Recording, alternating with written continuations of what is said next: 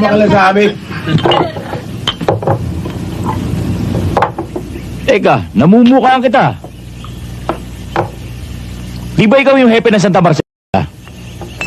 Naligaw ka yata. Hindi ako naligaw. May isadya ako sa inyo. At marahil, alam niyo na kung ano yun.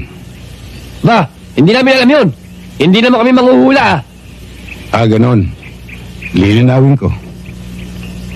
Naparito ako para bawiin ang ninyo. Na siyang patron ng Bari Pugtong. Gusto nilang maibalik ito sa kanila.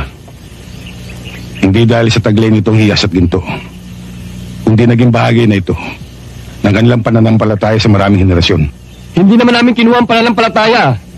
Ginto lang, garing. At hiyas ang sa amin. Ang lakas naman ng loob mo, hepe. Dumayo ka pa rito na nag-iisa. Hindi ako nag-iisa. May kasama akong 3.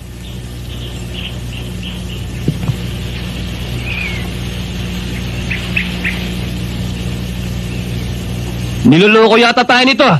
Oo nga eh. Loko. Ito nga isa eh. Ito pa yung 2.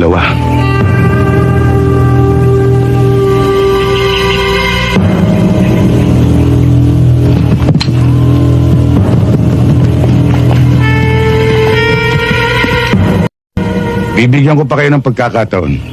Ano? Kami pa bibigyan mo ng pagkakataon? Hepe, nasa bakuran ka namin. Gusto mo itumba ka namin ngayon? Umalis na muna kayo.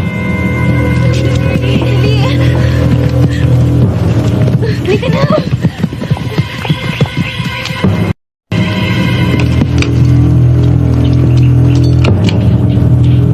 Ibalik nyo lang ang ninyo para wala tayong problema. Anong problema? Ikaw ang may problema. Pumasok ka sa umunoy. Baka hindi mo kami kilala. Kilala ko kayo. Kayo yung pangkat na sinuka ni Kari ko.